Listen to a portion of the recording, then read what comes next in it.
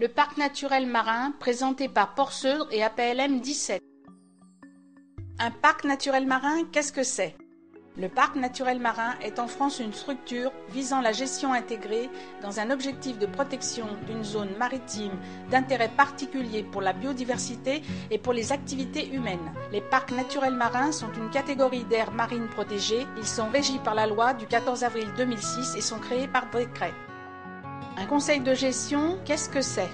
La gestion de chaque parc naturel marin est assurée par l'Agence des aires marines protégées qui met à disposition du conseil de gestion, sorte de conseil d'administration d'environ 50 membres, les moyens et le personnel nécessaires sous l'autorité d'un directeur délégué.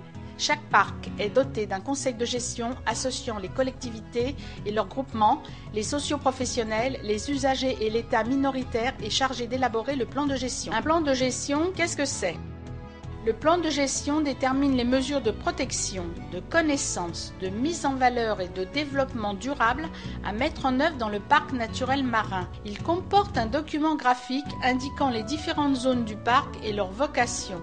Il est révisé tous les 15 ans. Il est dit conforme. Il approfondit les orientations de gestion arrêtées dans le décret de classement et permet de fonder des propositions faites aux autorités compétentes en mer sur les mesures, éventuellement de nature réglementaire permettant de gérer les conflits d'usage et les contraintes techniques. Limite du projet de parc naturel marin.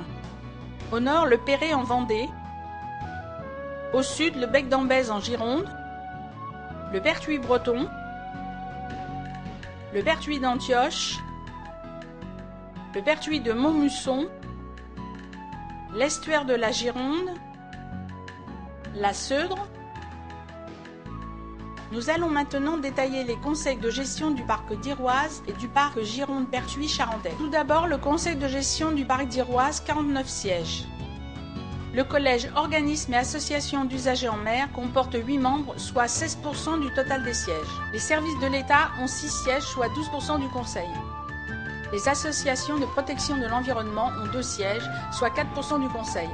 Le parc d'Iroise est le seul en fonctionnement à l'heure actuelle en métropole. 5 autres parcs sont à l'étude. La composition de son conseil nous avait séduit pour son équilibre, d'autant qu'il nous avait été présenté comme un modèle par la mission d'étude. Passons maintenant au projet du parc naturel marin Gironde-Pertuis-Charentais. Curieusement, les collèges, organismes et associations d'usagers en mer et associations de protection de l'environnement ne forment qu'un seul collège dans la présentation du conseil de gestion, 50 membres, faite par les préfets le 9 mai au comité de concertation.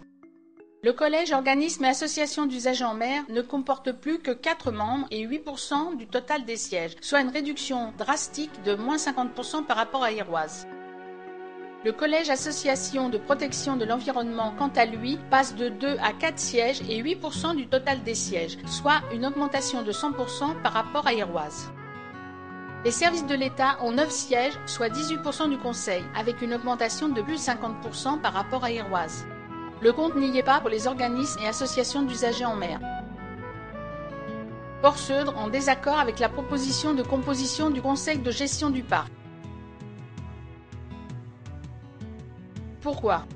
Ayant suivi les réunions du comité de concertation de la mission d'étude du parc naturel marin, nous avions compris que le conseil de gestion serait représentatif de la diversité des acteurs intéressés par le parc.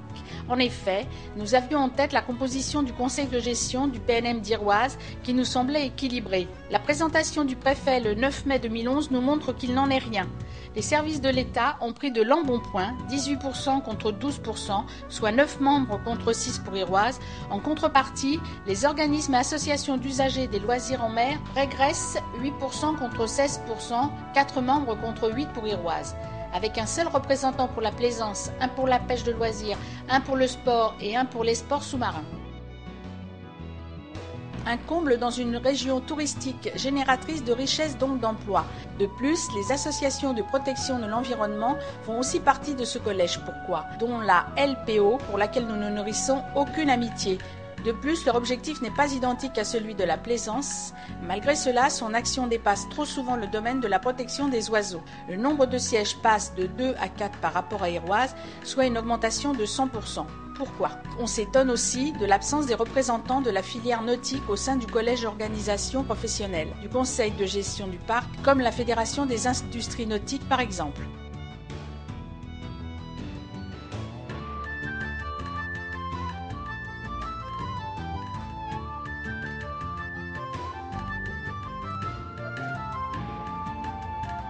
Voici nos exigences. Nous exigeons que le collège, organisme et association d'usagers des loisirs en mer soit séparé de celui des associations environnementales et qu'il soit représentatif de l'économie charentaise. Nous exigeons qu'il comporte au moins 8 sièges. À titre d'exemple, le parc Le Diroise en compte 8, avec une surface de 3050 km² contre 6500 km² pour le nôtre. Nous voulons par ailleurs que soit pris du temps pour la réflexion et le consensus avant l'enquête publique août 2011 qui débouchera sur le décret de la création du parc naturel marin. Nous aimerions que les élus des 22 communes de la Cara impactées par le parc s'intéressent au devenir économique et touristique de notre région avant qu'il ne soit trop tard. Plaisanciers, pêcheurs de loisirs, usagers de l'espace maritime, qui vous représente, qui vous défend? Parc naturel marin, réserve de Moisol-Héron, Natura 2000 en mer, zone nationale humide de brouage en projet. Afin d'affronter ensemble les nouvelles réglementations, Port-Seudre, affilié APLM 17, vous recommande de s'unir pour être représentatif face aux services de l'État et au ministère de l'Environnement.